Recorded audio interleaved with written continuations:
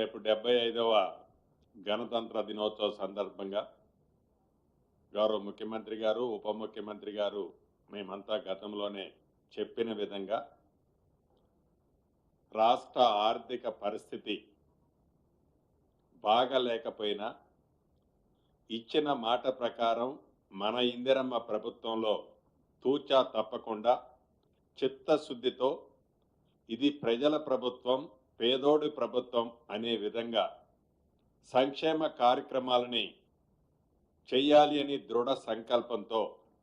తల తాకట్టు పెట్టైనా పేదవాడికి అండగా ఉండాలి, రైతన్నకి అండగా ఉండాలని మన ప్రభుత్వం ఈ 26వ తారీఖు నాడు పెద్దలు చెప్పినట్లు ప్రతి మండలంలో ఒక గ్రామాన్ని తీసుకొని ఈ 4 స్కీములు అర్హులైన ప్రతి వాళ్ళకి ఇవ్వాలి అనేది నిర్ణయించడం జరిగింది. ప్రధానంగా అందరికీ 26వ తారీఖు రేపే ఇవ్వాలని అనుకున్నాం. కానీ గ్రామ సభల్లో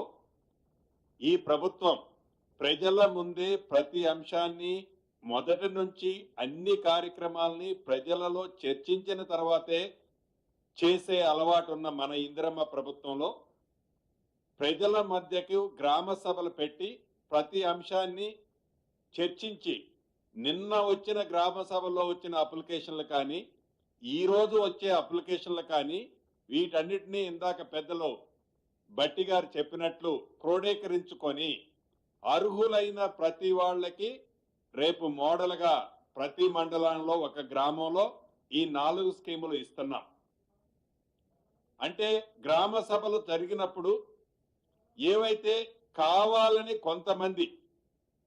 కావాలని కొన్ని రాజకీయ పార్టీలు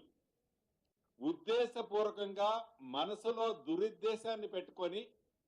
ఈ ప్రభుత్వాన్ని ఏదో రకంగా బదనాము చేయాలనే తాపత్రయంతో అనేక కుట్రాలు పన్నిన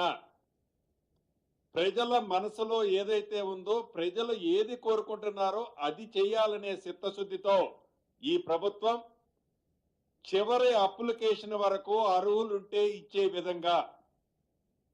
లాంఛనంగా రేపు ప్రారంభించగలుగుతున్నాం. మిగతావి మొత్తము రేపే చేయాలనుకున్నాం. ఈ కొత్త అప్లికేషన్లన్నీ క్రోడీకరించడానికి టైం పడుతున్న కారణంగా ఫిబ్రవరి మొదటి వారంలో